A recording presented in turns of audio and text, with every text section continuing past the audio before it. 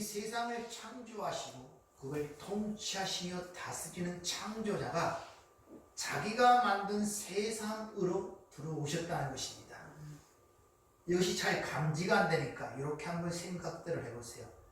제가 어떤 계획 속에서 어항을 만들고 그 안에 물고기가 살 수 있는 수초와 바위와 자갈, 모래, 물을 치우고 거기에다가 붕어를 집어넣고 아름답게 키우고 봤습니다. 붕어들은 그 만드신 그 안에서, 내가 만든 그 안에서 자유롭게 헤엄을 치고 다닙니다. 때로는 내가 거기에 먹이도 주고 그들을 살게 하기 위해서 물도 갈아주고 그럽니다. 근데 그 물고기들은 그렇게 물을 갈아주고 먹이를 주고 하는 모든 것, 어떻게 만들어졌는가를 거기서 자유롭게 헤엄치는 물고기들은 깨닫지를 못해요. 알지를 못한단 말입니다. 그래서 그 어항을 만들고 그 모든 걸 조성하신 그 창조자, 즉 그 사람이 물고기가 되어 그 물 안으로 들어간 것이 바로 성탄인 것입니다. 균이 왔단 말이에요. 균. 그 말은 영원하신 하나님, 영존하시는 하나님, 불멸하신 그 하나님이 피조된 세계, 피조된 것이라는 것은 시작과 끝이 있다는 것은 한계를 갖고 있다는 것이에요. 유한성을 갖고 있다는 거예요. 무한하신 그 하나님이 유한한 세계로 들어왔다는 자체가 신의 죽음을 이야기하는 것입니다. 십자가의 죽음만이 그 하나님의 죽음이 아니라 이미 그 영원하신 하나님이 자기가 만든 피조물한 이 유한한 세계에 들어왔다는 자체가 신의 죽음을 얘기한단 말입니다. 왜? 이 피조된 세계는 반드시 끝이 있기 때문에. 그러면 그것이 못마땅하면은 그 전능하신 하나님께서 그것을 갈아치우고 다시 만들면 되잖아요. 그럼에도 불구하고 그러하지 아니하고 그 가운데 신의 죽음을 통하여 그 가운데 들어왔다는 것을, 그 이유가 뭐냐? 아무리 이리저리 생각해봐도 그 이유와 원인을 찾아낼 수가 없어요. 그래서 성경은 그것을 사랑이라고 하는 것입니다. 근데 그 사랑이라는 것을 세상 사람들이 자기들이 생각하는 사랑으로 오해할까봐 그 당시에 쓰던 스톨게나 에로스나 필레오라는 그런 단어가 아닌, 한 번도 사용된 적이 없는 아카페라는 단어를 사용하여 그 사랑을 무조건적 사랑이라고 우리는 그렇게 생각을 하는 것입니다. 그 이유를 찾을 수 없기 때문에 그걸 한마디로 요약하여 사랑이라고 하는 거예요. 그들에게 어떤 보답을 바라는 것도 아니고 보상을 바라는 것도 아닌데 그냥 일방적으로 베풀어지는 사랑, 그것을 아가페 사랑이라고 그렇게 이야기를 합니다. 따라서 이 세상을 만드신 그 하나님이 이 땅에 오시기 전까지, 다른 말로 예수가 이 땅에 탄생되기 전까지는 우리가 사는 이 역사가 무엇인지, 우리의 인생이 무엇인지를 모르고 살았어요.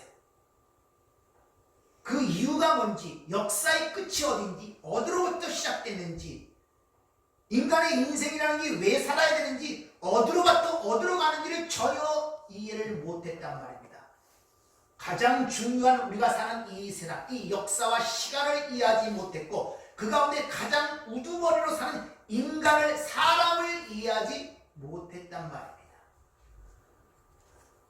그래서 인간들이 기껏 해내는 일이 원숭이를 어떻게 하든 조상으로 만들어내려고 부단히 연구하는 게 이 시대의 실패 아닙니까? 그래서 예수님이 오시기 전까지의 모든 것들을 모형이며 그림자 또는 퍼즐의 조각들이라고 성경은 이야기하고 있어요. 모형과 그림자는 그 자체가 아니라 어떤 실체를 가리키고 보여주기 위해 잠시 존재하는 것이에요. 그럼 모형과 그림자는 그 자체로는 아무런 의미가 없습니다. 이걸 우리가 요한복음을 지금 배우고 있지만 그것을 표적, 세메니온이라고 하는 거예요.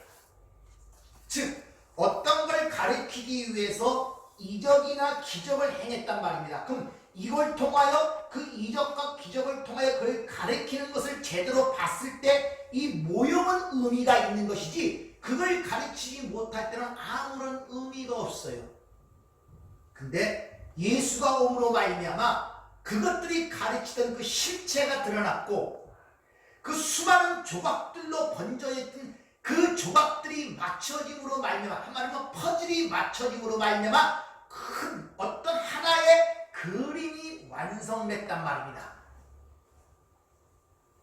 퍼즐이 완성이 됐단 말입니다. 조각들이 모여져서 그 그림이 뭐냐? 하나님과 하나님의 그 위대한 계획이 드러난 거예요. 예수가 오심으로 말미암아. 그래서 우리가 계시록을 배웠지만 계시록 5장에 보면 그 역사의 두루마기 책에 인을 띄는 자가 누구냐? 바로 어린 양이라고 그렇게 기록하는 이유가 바로 거기 있는 것입니다. 우리는 이 시간의 세계에 살기 때문에 잘 모르지만 묵시의 영원한 세계는 모든 것이 이미 역사 속에서 펼쳐질 내용, 시작과 끝과 내용이 이미 완성이 되어 있는 상태입니다. 그것을 이 역사 속에서 하나님이 풀어서 헤쳐서 보여주는 게 우리가 사는 이 세상이에요. 그래서 그 영원한 묵시의 세계와 이 보이는 땅의 이 보이는 유한한 세계를 동시에 가르쳐 주는 것이 요한계시록인데, 그래서 요한계시록 1장 2절에 예수 그리스도의 계시라 이렇게 나는 아폴로카리치스 배를 벗겨내다 이 말이에요. 그래서 요한계시록은 그 묵시의 세계 속에서 일어난 그 완성된 것과 그것이 이 땅에 어떻게 펼쳐지는가를 상반적으로 보여주는 것이 요한계시록이란 말입니다.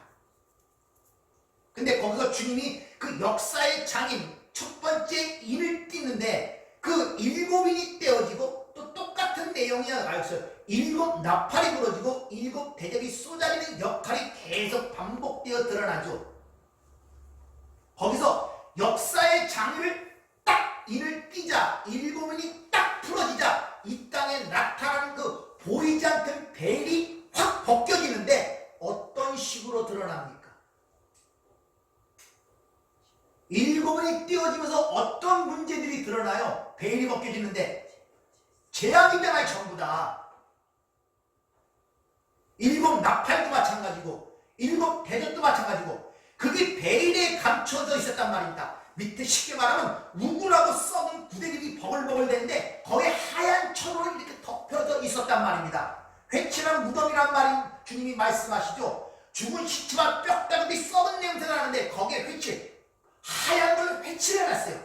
겉으로는. 근데 그 주인이 오자 예수가 오자 그 베일이 확 벗겨진 거예요. 이걸 계시라 예수 그리스도의 계시라 이렇게 시작이 되는 그 베일을 확 벗겨냈더니 그 안에 완전히 썩은 것들이 드러나기 시작하는 그게 재앙이란 말입니다. 그래서 지난주에 말씀드린 것처럼 복음의 첫걸음이 이 땅이 하나님의 저주와 진노 아래 있음과 사람들이 죽었다는 사실이 인지돼 자각하는 것이 복음의 첫 걸음이라고 얘기했죠. 많은 오해들이 있어요. 그래서 여러분들 저도 목사지만 하도 어렸을 때부터 이 세뇌가 돼갖고 크리스마스 하면 산타크로스가 먼저 떠오르고 누들프 코가 먼저 떠오르지 예수가 먼저 안 떠올라요. 네, 목사라도. 그러니까 뭐 산타크로스, 누들프 코 이런 거 다 제거해놓고 빈 상태로 여러분 오늘 하나님의 말씀을 들으시길 부탁을 드립니다. 네. 따라서 하나님께서 자신의 어떤 계획을 이 역사와 인생이라는 캠퍼스 속에 지금은 그림을 그리고 계시단 말입니다. 그걸 통하여 자신이 누구이고 내 계획이 무엇인가를 이 역사와 인생이라는 걸 통해서 그림을 그리는 캠퍼스가 바로 이 세상인 것을 여러분 아셔야 됩니다. 그것을 호코스모스, 세상이라고 성경은 그렇게 표현하고 있는 것입니다. 그러니까 인생들이 각자 살아야 할 인생들이 살아야 할 이 역사라는 캠퍼스 위에 지금 하나님이 무엇을 그려내고 계시단 말입니다. 따라서 역사와 인생의 주인은 인간이 아니라 하나님이라는 사실을 여러분이 분명히 인지를 하셔야 돼요. 인생의 주인이 여러분이 아니란 말이에요. 그래서 누가복음 20장에 악한 포도원의 피부가 나오죠. 이 역사의 주인과 인생의 주인이 자기가 주인인 줄 알고 살아가던 그들 속에 어느 날 갑자기 진짜 주인이 오셨단 말입니다. 그리고 니들 것은 다 내 것이요. 그리고 그들의 열매를 소출을 요구하자 그들이 그 예수를 주인을 죽인 사건이 십자가 사건이란 말입니다. 내 인생에 내가 주인인 줄 알았어요. 내 뜻대로 내 마음대로 내 생명도 내 것인 줄 알았어요. 어느 날 갑자기 진정한 주인이오들이 내 삶 속에 개입하여 너는 흙이야. 네 생명도 내 것이고 모든 게 내 것이야. 이것이 바로 구원이란 말입니다. 네. 우리 삶 속에 들어서 그걸 주님이 얘기하시기 위해 그 아들이 이 땅 오신 것이 바로 성탄이란 말입니다. 따라서 여러분이 이 역사와 인생의 주인인 양 살아서는 안 돼요.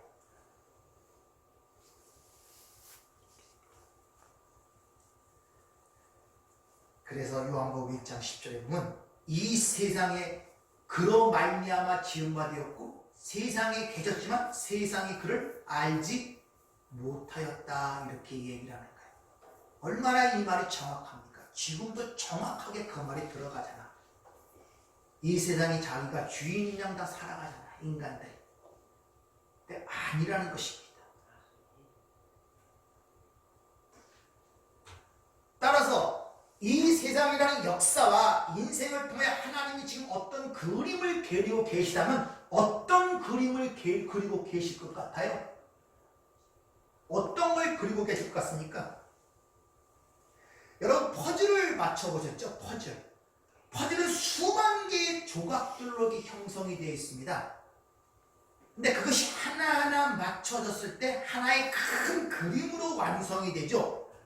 근데 문제는 뭐냐면 그 퍼즐을 맞추기 전에 이미 퍼즐은 하나의 그림으로 완성된 밑그림이 있어요. 그 밑그림을 모르면 퍼즐을 절대 맞추지 못합니다. 그러니까 퍼즐을 맞출 때 이 퍼즐이 완성됐을 때 어떤 그림을 나타내는가를 밑그림을 그 안에 담겨 있잖아요. 그 밑그림을 갖고 퍼즐을 맞춰가는 거예요.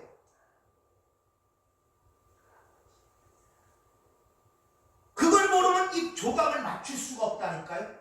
우리의 삶이 불안하고 두려운 것은 그 밑그림이 어떻게 내 인생을 살아가야 되고 맞춰야 될지를 밑그림을 몰라요. 그걸 모른 채 무조건 열심히 살라 그래요. 근데 그 열심이 뭐냐? 자기의 욕망을 따라 육신의 정욕과 안목의 정욕과 이생의 자랑을 따라 그 조각을 맞추려고 한단 말입니다. 그러니까 삶이 불안한 거예요. 밑바탕의 그림이었어요. 완성된 게 뭔지를 모른단 말입니다.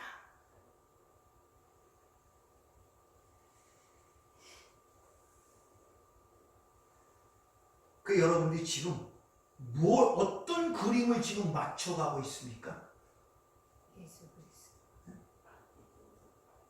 하나님이 이 땅에 그리고자 하는 그 내용의 제목을 한마디로 얘기하면 예수입니다.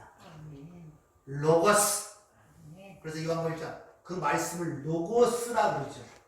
예수가 로고스라 그러죠.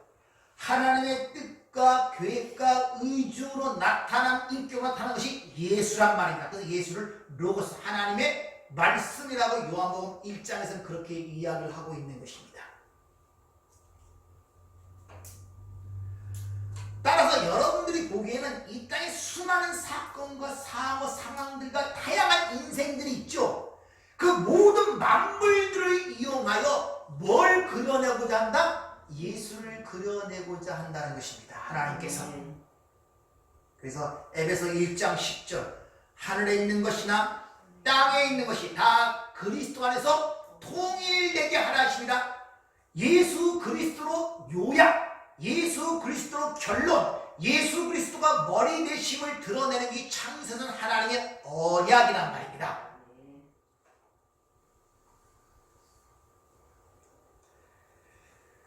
따라서 우리는 이 보이는 예수, 이 땅에 나타난 보이는 그 예수 그리스도와 관계를 갖지 않고는 이 역사가 무엇인지, 인생이 무엇인지 해석이 되질 않아요. 깨닫지를 못한단 말입니다. 예수와 관계를 맺지 않고는.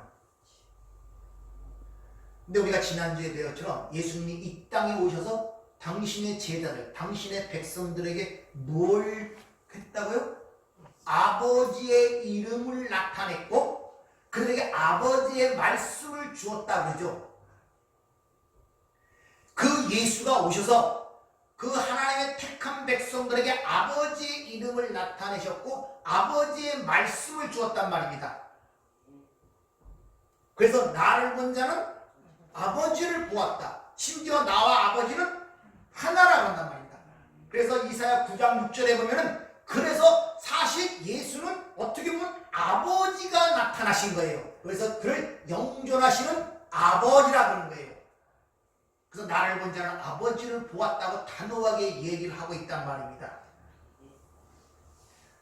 그러니까 다시 말하면 이 땅의 역사와 우리의 인생을 통하여 누굴 그려내고 있냐면 하나님이 누구인지를 그려내고 하나님이 하신 일이 무엇인가를 그려내는 것이 이 역사와 우리의 인생이란 말입니다. 그것이 하나님께서 이 역사를 통하여 여러분의 인생을 통하여 나타내고자 하는 하나님의 뜻이란 말입니다.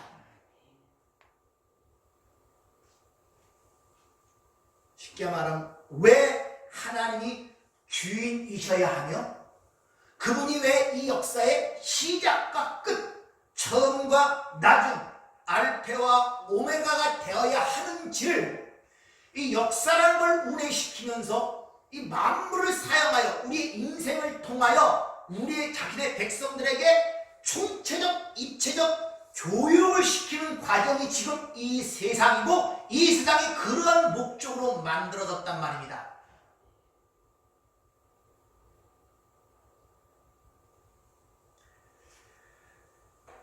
그래서 시편 기자가 이렇게 이야기를 하죠. 시편 19편 1절부터 4절을 보면 하늘이 하나님의 영광을 선포하고 궁창이 그의 손으로 하신 일을 나타내는도다. 날은 날에게 말하고 밤은 밤에게 지식을 전하니 언어도 없고 말씀도 없으며 들리는 소리도 없으나 그 소리가 온 땅에 통하고 그의 말씀이 세상 끝까지 이르렀도다. 이렇게 이야기를 하고 있는 거예요. 다시 한번 이 역사와 인생의 주인은 인간이 아니라 하나님이라는 사실을 지금 우리에게 얘기를 하고 있단 말입니다. 그래서 하나님이 감독자가 되어 하나님을 주인공으로 하여 그걸 지금 그려내시는 것이 역사와 인생이란 말입니다. 거기에 동원되는 것이 이 만물, 피조물들이에요. 엑스트라들, 도구들이란 말입니다.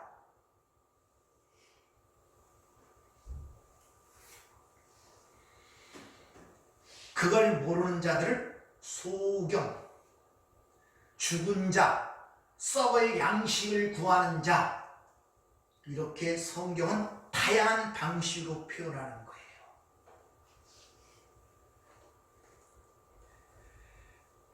그래서 눈이 있어도 보지 못하고 귀가 있어도 듣지 못하는 백성들을 이끌어내라. 이사야 40장 시작이 되면서 그렇게 이야기를 하죠. 이사야서를 보면 66장이에요. 66권이 성경의 신축구가 66권이죠. 구약이 39권이죠. 그래서 이사야 39장까지는 구약이고 신약이 시작되는 40장부터 그때부터 신약이 시작돼. 그때부터 이 말이 나오는 거예요. 이 백성 나를 위해서 그를 외치라. 여호와에게를 평탄케 하라 하는 그런 신약의 이야기가 40장부터인데 거기에 이 눈이 있어도 보지 못하고 귀가 있어도 듣지 못하는 이 백성들을 이끌어내기 위해서 그 흑암에서 건져내기 위하여 감옥에서 끌어내기 위하여 메시아가 이 땅에 왔다는 내용이 이사야 선지자를 통해 이미 예언되고 있단 말입니다. 그럼 여러분들이 그 예수가 여러분 안에 영으로 와 있다면 말씀으로 와 있다면 이미 눈이 열린 자고 귀가 열린 자가 아닙니까? 그러면 예수 그리스도의 인이 띄어져 갖고 세상의 실태, 베일이 확 벗겨진 그 요한계시록에서 묘사하는 세상의 실태가 여러분에게 하나하나 체감이 되어져 가야 된단 말입니다. 이 땅이 살만한 세상이 아니라 다 죽은 개뼈다귀들이 우글우글대고 좀비들이 우글대는 그런 냄새가 풍겨야 된단 말입니다. 갈수록 거기서 그들과 함께 버티라는 것이 아니라 그걸 가르쳐주러 왔는데 어떻게 된 것이 그런 것이 아니지. 어떻게 하면 이 땅에서 행복하고 즐겁게 살고 세상 사람과 극악에 사는가.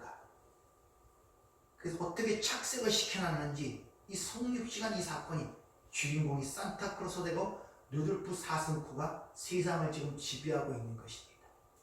기껏해야 그 예수가 이 땅에 오신 사건을 가난한 자나 돕고 옷이나 입혀주고 밥이나 퍼주는 그런 일을 하러 오신 분으로 세상을 인식하고 그렇게 또 교회가 주도적 역할을 하고 있단 말입니다. 기껏 가난한 자 밥 주려고 왔어? 밥 퍼주려고 왔어요? 옷 입혀주려고 왔습니까? 그러면 다른 준비도 많이 하잖아요. 따라서 예수님이 누구인가를 성경은 이렇게 묘사를 합니다. 골로새서 1장 15절을 보면 잘 들어보세요. 뭐라고 말씀하시는가? 그는 보이지 아니하는 하나님의 형상이시요 모든 피조물보다 먼저 나신 이시니 만물이 그에게서 창조되되 하늘과 땅에서 보이는 것들과 보이지 않는 것들과 혹은 왕권들이나 주권들이나 통치자들이나 권세들이나 만물이 다 그로 말미암고 그를 위하여 창조되었고 또한 그가 만물보다 먼저 계시고 만물이 그 안에 함께 섰느니라. 비슷한 내용이 로마서 11장 36절에 있는데 이는 만물이 주에게서 나오고 주로 말미암고 주에게로 돌아가니라. 그에게 영광이 세세히 있을지어다. 아멘. 만물이 존재하는 이유는 뭐냐? 예수 안에서 예수를 위하여 예수로 말미암아 만물이 존재한다는 그 본질과 목적과 이유가 있기 위해서 지금 예수란 말입니다. 그 만물이 존재한단 말입니다. 즉 예수 안에 있는 자들만이 영원한 하나님 나라에 갈 수 있다는 것을 가리키기 위하여 지금 이 만물이 존재하고 있단 말입니다.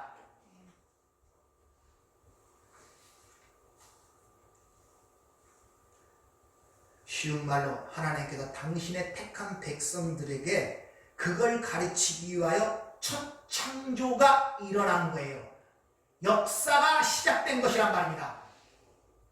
그래서 역사를 히스토리, 그의 이야기가 역사, 그래서 예수가 역사의 주인이란 말입니다. 힐튼 조튼 여러분이 1900 몇 년에 태어났습니다. 예수님 탄생 시점으로 그렇게 취급하는 것이 전부 다요. 모든 세계는 불교고 유교고 기독교고 이 세계는 전부 다 그 시점에 의하여 모든 시간대가 움직여지고 있잖아요. 하나님이 기록한 7이라는 1이라는 7이라는 그 숫자에 의하여 모든 운행이 되고 있지 않습니까?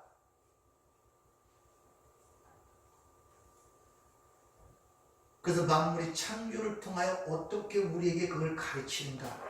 자, 창세기 2장 7절에 보면 가장 중요한 핵심적 내용이 있는데 인간에 대한 이야기 나옵니다. 여호와 하나님이 땅의 흙으로 사람을 지으시고 생기를 그 코에 불어넣으시니 사람이 생년이 된지라.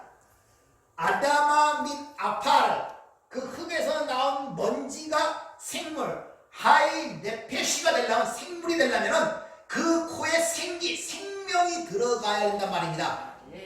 그러니까 그 생명은 어디에 있느냐? 요한일서 5장 11절. 증거는 이것이 곧 하나님이 우리에게 영생을 주신 것과 이 생명이 그 아들 안에 있는 것이라. 아들이 있는 자에게는 생명이 있고 하나님의 아들이 없는 자에게는 생명이 없느니라.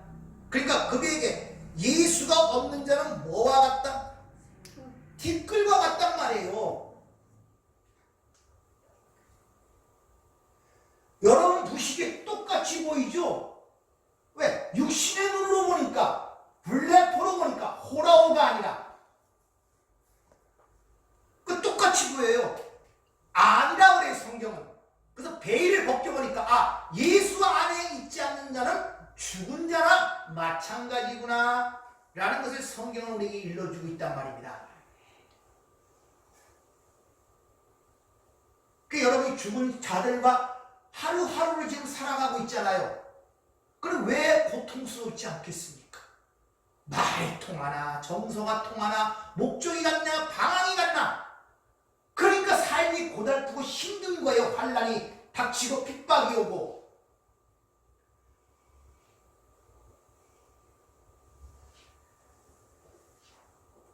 따라서 하나님의 백성들에게는 예수가 생명이기 때문에 먼저 자신이 뭐임을 깨닫게 하겠습니까? 하나님이.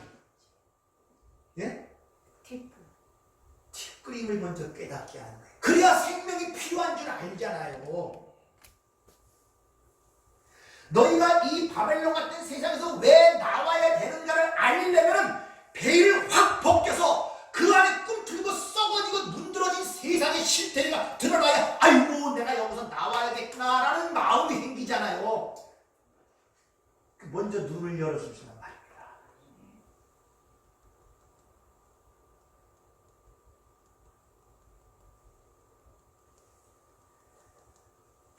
그렇게 첫 번째 그렇게 해서 성령이 내가 가야 너의 실상을 내가 실지 진리를 얘기하는데 내가 너희를 떠나는 것이 너희에게 유익하다. 왜? 내가 가야 그 죄에 대하여 확 벗겨놓고 네 실상을 깨닫게 하여 아 내가 이런 존재였기 때문에 예수의 생명이 필요하구나 절대로 깨닫는다. 그렇게 깨닫는 자체에 그 안에 생명이 들어왔다는 거란 말입니다. 그렇게 생명이 들어와 그와 흙과 연합이 될 때 살아있는 하이 네페시가 되듯이 빛으로서 살아있는 존재가 된단 말입니다.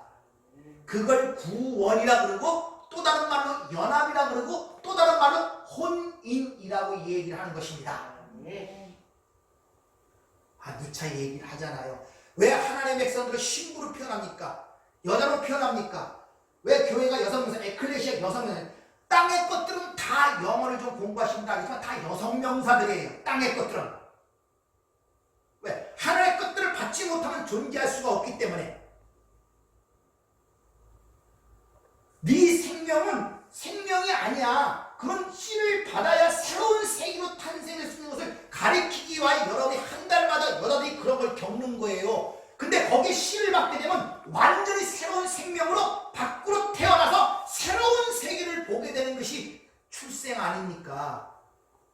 그 여러분의 삶을 통해 가르치고 이와 같이 내가 너에게 그 가운데 그렇게 있는데 씨를 줘서 새로운 세계로 탄생케 하는 게 구원이다. 그걸 혼인이란 말을 그렇게 표현하는 것입니다. 결혼 생활을 통해서 그걸 가르치는 거예요. 그걸 그려내고 있단 말입니다. 그걸 보지 못하는 자를 소경이라 그래요. 그러니까 그 삶이 힘든 거예요. 왜? 그것을 진리를 봐야 거기서 자유로울 수가 있는데 못 보니까.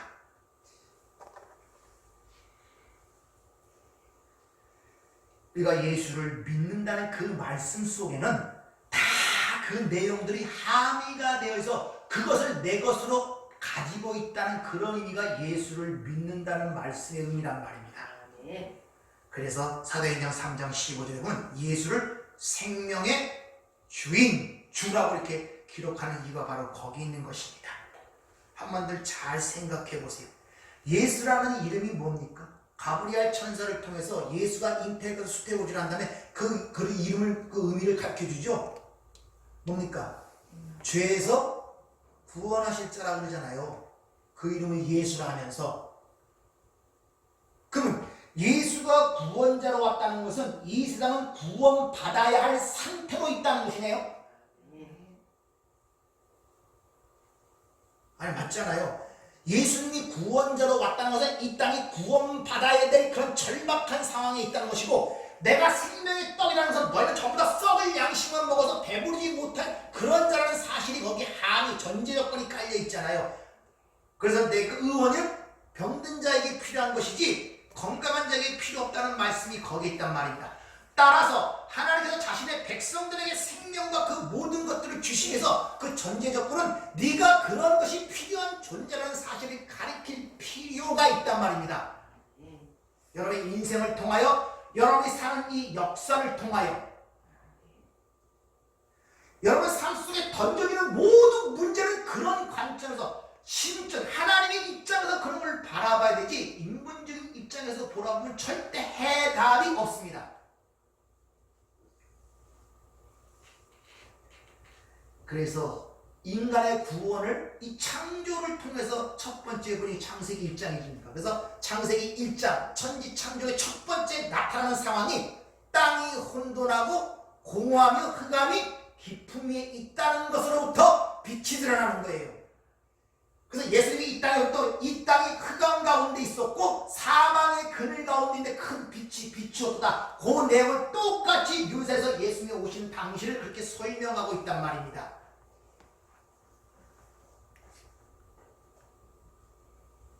그래서 세상에 가장 지혜로웠던 솔로몬이 썼던 전도자가 첫 번째 하는 말이 해안의 모든 것이 헛되다고 이 얘기가 시작되는 것입니다.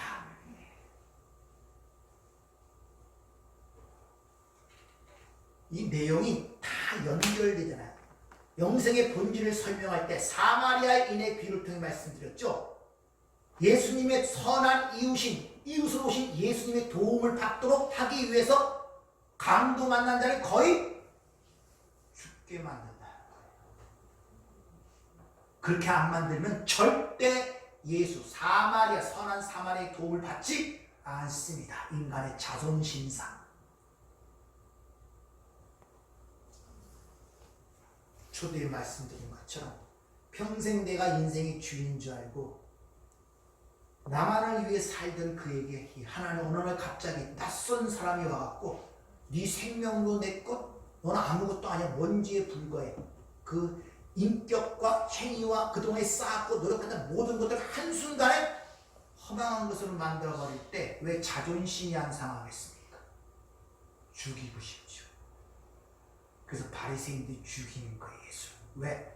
그들은 일생 동안 그걸 자랑으로 살아온 자를 하니까 일주일에 2번씩 금식한 돈으로 가난한 과부와 고아를 도왔고 항상 하나님께 기도하고 말씀을 연구했고 율법을 지키려고 그렇게 노력과 힘을 다해서 산 그들에게 와서 그렇게 구원받는 거 아니야. 그 말짱 도루묵 꽝이야. 너희들은 구원받을 수 없어. 오직 값없이 주는 은혜로만 받을 수 있어 할 때 그들의 인생 전체가 무너지는 느낌이 안 들었겠습니까? 그래서 예수를 십자가에 못 박은 것입니다.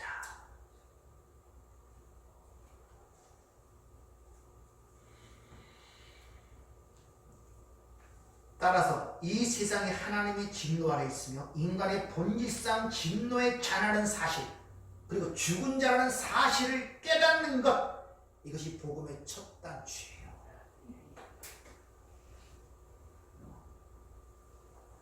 따라서 우리는 하나님에 대한 지식이 점점 많아지고 신앙이 깊어질수록 나 자아가 해체가 되어요. 그렇게 자기 부인이 이루어지는 그 과정 속에서 오로지 누구만 드러난다? 예수만 드러나는 거예요. 그래서 예수가 인자하다. 창세기 1장 26절부터 27절까지의 그 하나님이 만드시고자 했던 사람이 바로 나다 라고 해서 내가 인자다 이렇게 얘기하는 것입니다. 그래서 주님은 자신의 일생을 오직 아버지를 사랑하는 것과 아버지 명하신 대로 행한 것을 세상으로 알게 하랍니다. 이렇게 하고 내가 한 것은 아무것도 없다. 나는 오직 내 안에서 아버지가 그 일을 하신 것이라고 그렇게 얘기를 하고 있단 말입니다. 아버지만 그려내시고 간 거예요, 예수는. 그리고 아버지께서 그렇게 나에게 아버지 이름을 알게 하고 말씀을 주어 이스라엘에 보낸 것 같이 똑같이 너희도 내가 세상에 보낸다 하는 말은 그렇게 살아가고 그렇게 그려질 것이라는 하나님의 그 말씀이 그 안에 포함이 되어 있는 것이에요. 그러니까 여러분이 지금 인생 속에서 무엇을 그려내고 있는가를 잘 봐야 돼요. 여러분 경험적으로 알죠? 내 뜻대로 내 고집대로 계획대로 됩니까? 그게 그려집니까? 안 그려져요. 아무리 애를 써도 안 돼요. 경험상 알잖아요. 계획하고 애를 쓰는데 그 뜻대로 그 삶에서 그게 그려지더란 말입니까? 안 그려진단 말입니다. 우리는 그 주인이 아니기 때문에 그래요.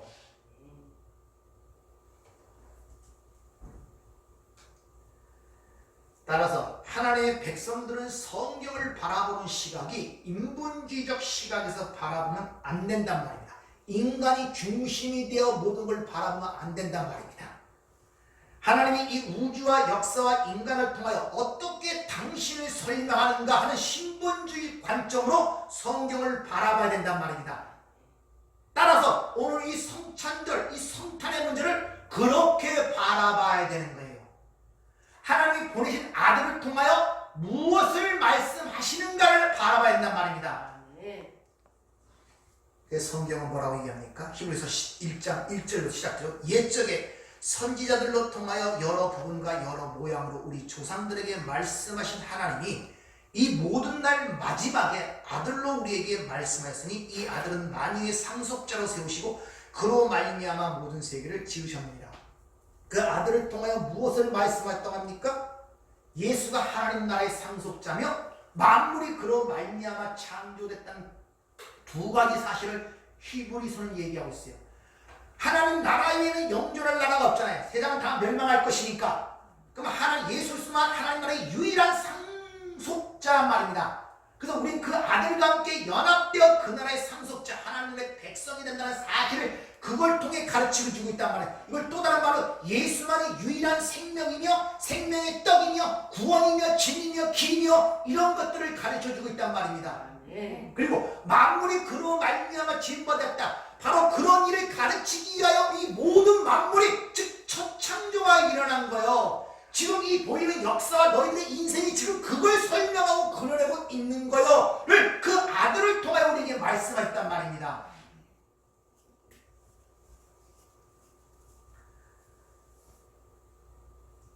따라서 그 예수 그리스도와 예수 그리스도의 십자가의 필요성, 왜 예수가 와야 되고 왜 예수만 믿어야 되고 왜 예수의 죽음이 필요한가를 우리에게 가르치기 위해서는 우리가 그런 걸 필요로 할 만큼 절박한 상태로 만들어 놔야 되지 않습니까? 그래야 예수가 왔을 때 생명을 붙들고 구원해 주세요, 나를 불쌍히 여겨주세요, 이런 심령들이 될 거 아닙니까? 그래서 첫 창조가 좀 전에 말씀드린 것처럼 공허와 혼돈과 흑암 속에서 빛이 있으라 하면 그때부터 창조가 드러나는 것이고, 예수가 왔을 때 이 세상에 피어나기를 흑암과 사망의 그늘에 앉은 자들에게 큰 빛이 비추었다, 이렇게 이야기를 하고 있단 말입니다.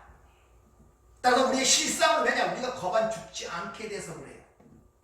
구원의 큰 감동과 그 예수 그리스도의 진정한 기쁨과 그 은혜와 자유함을 나타낼 수 없는 이유가 내 실상을 깨닫는데 실패하고 있다는 거예요.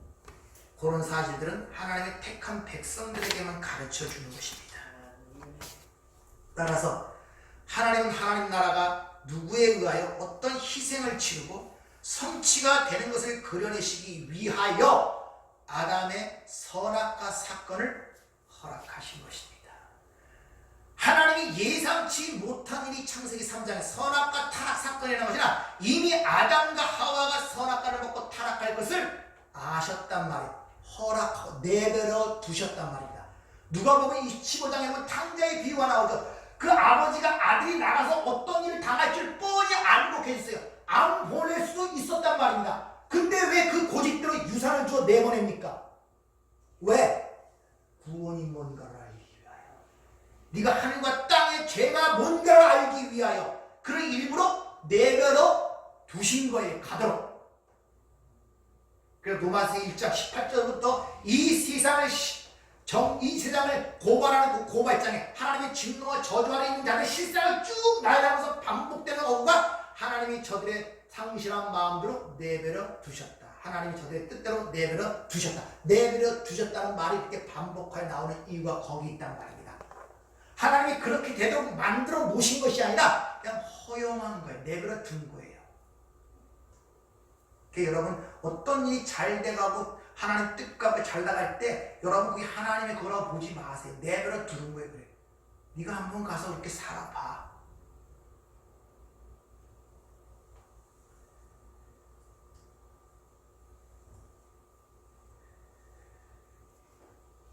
분명히 말씀드리지만 인간의 어떤 선행이나 업적이나 공로에 의하여 천국 자식이 되고 지옥 자식이 되지 않는다는 사실을 분명히 여러분이 알고 계셔야 돼요. 천국 자식이냐 지옥 자식이냐는 그 갈림길은 절대 인간의 행위와 업적과 공로에 관계되지 않습니다. 잘 생각해 보세요. 우리 최 집사님 자식 되는 것이 공부 잘해서 됩니까? 명예를 얻어도 됩니까? 재산이 많아서 돼요? 남보다 착해서 돼요? 어떻게 됩니까? 그로부터 낳기 때문에.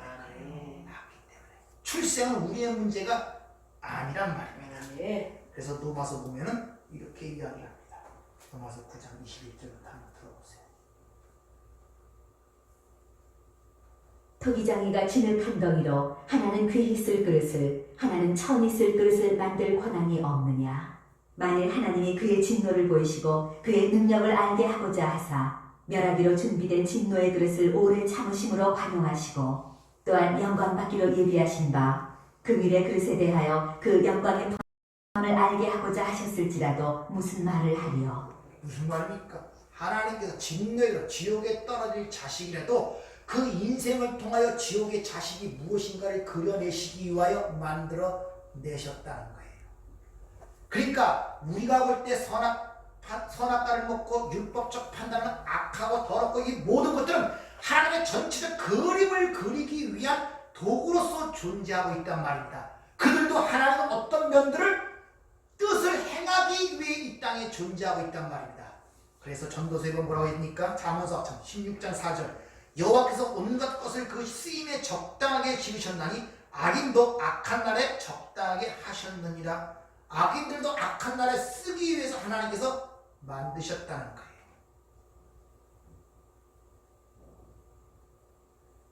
따라서 여러분 주위에 여러분 너무 핍박하고 고통을 주는 그들을 너무 미워하지 마세요.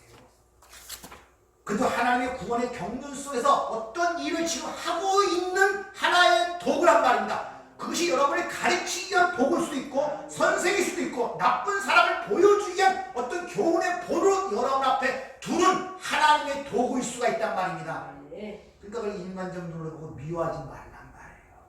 그런 관점으로 보란 말입니다. 따라서 세상은 둘째치고 세상은 그런 거다. 교회 안에서 가장 처절한 싸움이 있는데 그것이 바로 인본주의, 인간 중심주의와 바로 하나님 신본주의인 것입니다. 참 이 싸움이 치열해요. 인간 중심인 인본주의, 하나님 중심인 신본주의 가치가 우리 삶 속에서 계속 싸운단 말입니다. 근데 거기서 이기려면 어떻게 하겠습니까? 네? 거기서 이기려면 어떻게 합니까? 기도 안 하면 되겠습니까? 날 죄인이라고 맨날 고백하면 되겠습니까? 알아야죠. 인본주의, 인간 중심주의, 그러니까 인간의 실체가 무엇인가를 깨닫게 되면은 신본주의 돌아와요. 다시 한번 창세기 2장 7절의 내용을 이해하고 자각하게 되면은 인간의 실상이거든. 거기 무슨 인본주의, 인간 중심이 있겠습니까? 내가 뒤끝이구나. 나에게 생명이 주어진 거구나. 이 생명을 떠나가면 나는 그냥 먼지에 불과한 흙으로 죽은 흙이 돼. 이럴 때 내 인본주의가 사라지고 그리 말하면 자기 부임이 일어나는 거예요. 네. 그래서 하나님의 백성들에게 그걸 가르치는 거예요. 네. 너희 실제 처음의 자리가 어떤가.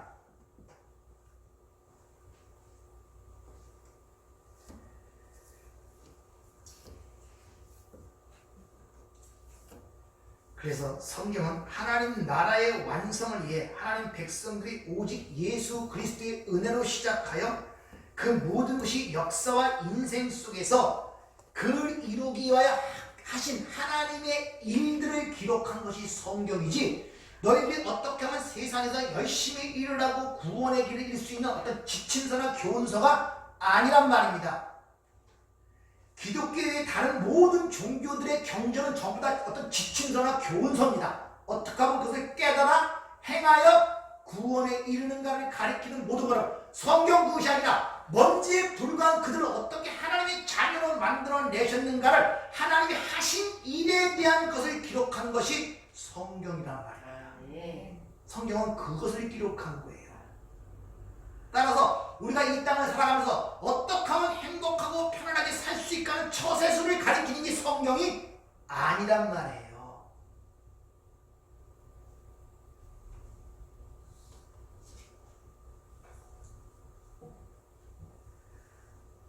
그걸 이해한다면, 따라서 현재 우리 삶 속에서 인간의 행위가 먼저 무엇인가가 되는 행위의 우선순위가 아니라 여러분의 현실 속에서 하나님의 은혜를 알아먹는가가 중요하단 말입니다.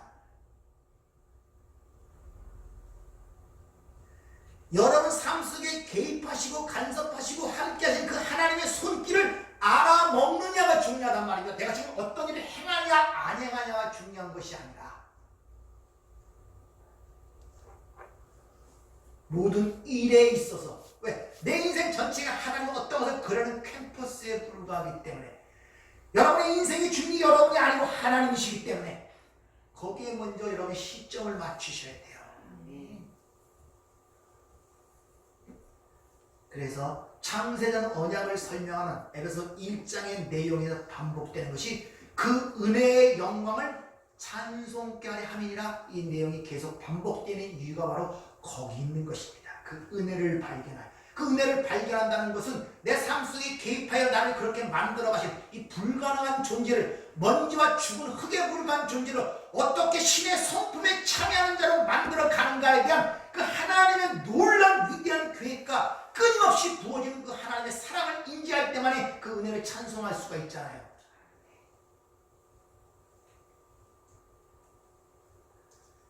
성경은 허물과 죄로 죽었다는 전제로 시작이 되는데 어떻게 인간에게 행위를 요구할 수 있겠어요?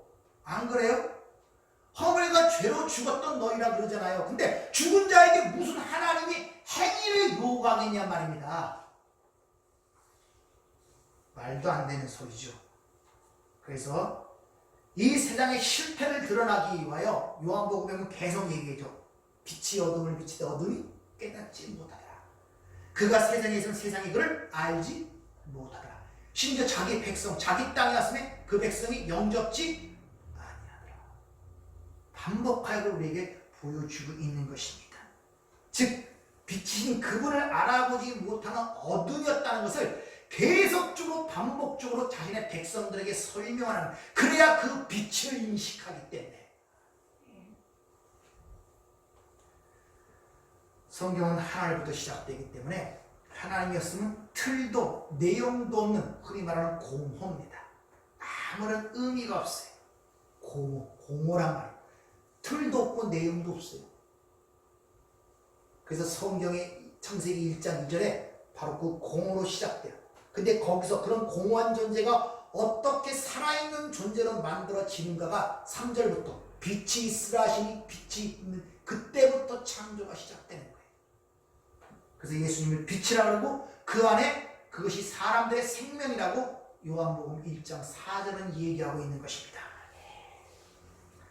다시 한번 여러분에게 말씀을 드리죠. 하나님은 어둠 중에서 당신의 백성들을 선택하시고 그들에게 복을 부어주셔서 생명력을, 생기를 불어넣으셔서 그들의 눈과 귀를 여시고 그들의 실체를 확인케 하시며 하나님의 백성은 오직 예수에 의해서만이, 예수로 말미암아 되는 것임을 이 역사와 인생을 통하여 우리에게 깨닫게 하시고 그 깨달은 백성들이 그 주시는 은혜와 기쁨을 찬송하도록 만들기 위한 것이 하나님의 목적이란 말입니다.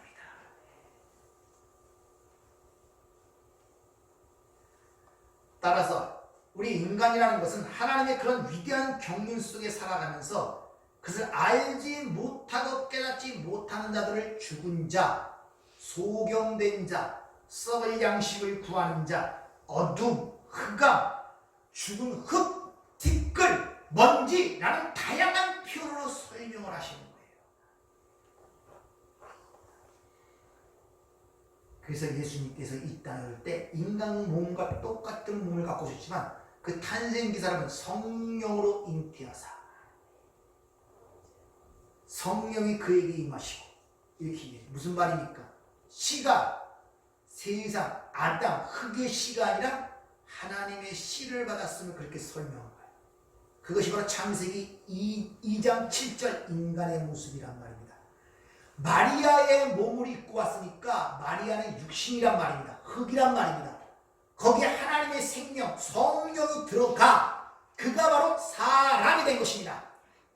예수님의 탄생 자체가 창세기 2장 7절의 내용을 그대로 우리에게 보여요. 이것이 인자, 사람이다 라는 것입니다.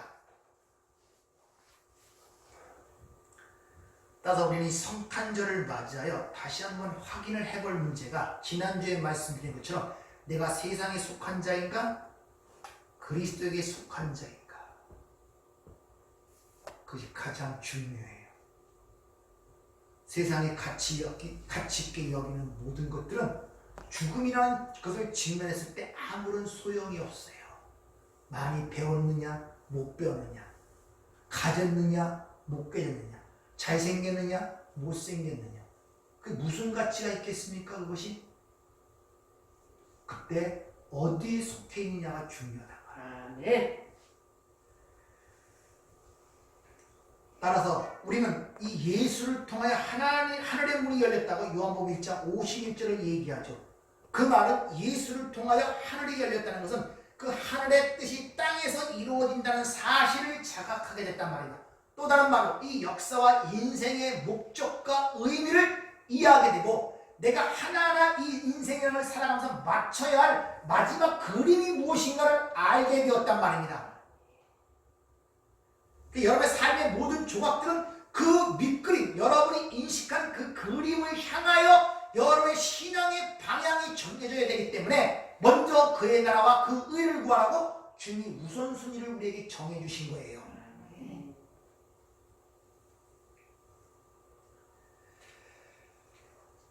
그것을, 이 역사와 우리 인생이 그걸 그려내는 것을 인식하는 자들은 바로 그 하나님의 위대하심과 그 경륜을 깨닫고 찬송할 수밖에 없죠. 이 진정한 기쁨을 누린 자예요. 좀 시간이 없어 그러는데 시편 8편을 한번 집에 가서 읽어보세요. 그들이 뭘 보고 찬양하는가. 그리스도인들은 지난주에 말씀드린 것처럼 이 세상의 종말을 알고 명확하게 인식하는 자들이고, 주님 다시 오시는 그날에 어떠한 일이 일어날까를 아는 자들이에요. 그렇죠? 아시죠? 이 세상의 종말이 어떠함을 알고 주님 다시 오신 날 이 땅에서 어떤 일이 일어날 것인가를 여러분 아시는 분들이란 말입니다. 그런 사실을 내 앞에 두고 사는 자들이란 말입니다. 그러면 그렇게 소망을 갖고 그걸 알고 있는 자들의 삶은 당연히 일반 사람들의 삶과 다를 수밖에 없죠. 어떻게 살아야 되는가, 그 문제에 대해서 베드로 사도가 이렇게 얘기를 합니다. 베드로서 3장 8절부터 보면은, 사랑하는 자들아, 주께는 하루가 천년 같고 천년이 하루 같다는 이 한 가지를 잊지 말라. 주의 약속은 어떤 이들이 더디다고 생각하는 것 같이 더딘 것이 아니라 오직 주께서는 너희를 대하여 오래 참으사 아무도 멸망하지 아니하고 다 회개하기에 이르기를 원하시느니라. 그러나 주의 날이 도둑같이 오리니 그날에는 하늘이 큰 소리로 떠나가고 물질이 뜨거운 불에 풀어지고 땅과 그 중에 있는 모든 일이 드러나리로다. 이 모든 것이 이렇게 풀어지리니 너희가 어떠한 사람이 되어야 마땅하냐. 거룩한 행실과 경건함으로 하나님의 날이 임하기를 바라보고 간절히 사모하라. 그날에 하늘이 불에 타서 풀어지고 물질이 뜨거운 불에 녹아지려니와 우리는 그의 약속대로 의가 있는 곳인 새 하늘과 새 땅을 바라보도다. 그러므로 사랑하는 자들아, 너희가 이것을 바라보나니 주 앞에서 점도 없고 흠도 없이 평강 가운데서 나타나기를 힘쓰라. 또 우리 주의 오래 참으심이 구원이 될 줄로 여기라. 우리가 사랑하는 형제 바울도 그 받은 지혜대로 너희에게 이같이 썼고. 이런 내용들은 자기만 쓴 것이 아니라 사도 바울도 그런 내용을 얘기했다면서 이것이 이 복음, 이 진리를 아는 자들은 이 땅에서 어떻게 살아야 할 것을 너희가 뭐 행하나 자신의 거룩함과 경건을 갖고 그날을 사모하며 간절히 사모하라고 얘기하는 거예요. 왜? 예수에 의하여 이 실체가 벗겨지니까 더 이상 여기에 있기 싫고 내 자신도 그렇고 이걸 구하는 방법은 예수님이 다시 와서 나를 완전한 것으로 완성시키는 길밖에 없다는 진리를 알기 때문에 그렇단 말입니다. 그래서 성경의 마지막 요한계시록 마지막 장, 주 예수여 어서 오시옵소서라는 간절한 탄원이 나타날 수밖에 없는 거예요. 예수가 없는 것은 죽은 흙일 뿐이라고 성경은 선언하고 있고 허물하는 것입니다. 예수만이 생명이기라. 이 만물이 그 예수 안에 있는 것이 생명을 그려내시기 위하여 이 만물이 존재하는 것이고 창조한 것이고 그 목적이 그 이유라고 설명하고 있단 말입니다. 그러면 예수 밖에는 생명이 없으니 이것보다 긴급한 일이 어디 있겠어요?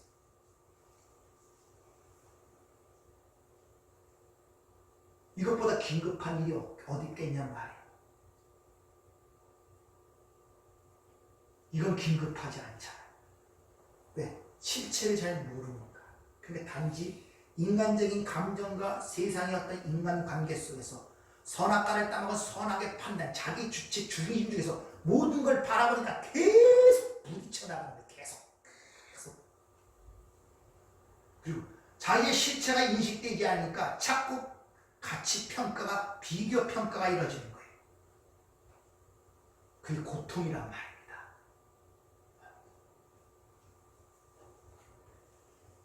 마지막으로 이런 진리를 아는 자들은 어떤 일을 해야 되는가? 이 복음을 전해야 되는데 한번 우리 마지막으로 찾아보고 마치도록 하겠습니다. 이사야 40장 3절부터 8절까지 우리 합독하고 마치도록 하겠습니다.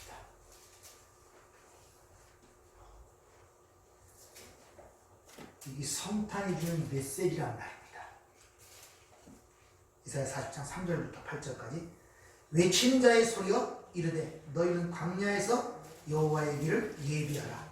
사막에서 우리 하나님의 대로를 평탄케 하라. 골짜기마다 도도지며 산마다 언덕마다 낮아지며 고르지 아니한 곳이 평탄하게 되며 험한 곳이 평지가 될 것이요 여호와의 영광이 나타나고 모든 육체가 그것을 함께 보리라. 이는 여호와의 입이 말씀하셨느니라. 말하는 자의 소리가 이르되 외치라. 대답하되 내가 무엇이라고 외치리까 하니 이들의 모든 육체는 풀이요 그의 모든 아름다움 들의 꽃과 같으니 푸른 마르고 꽃은 시듬은 여호와의 기운이 그 위에 불미라. 이 백성은 실로 풀이로다.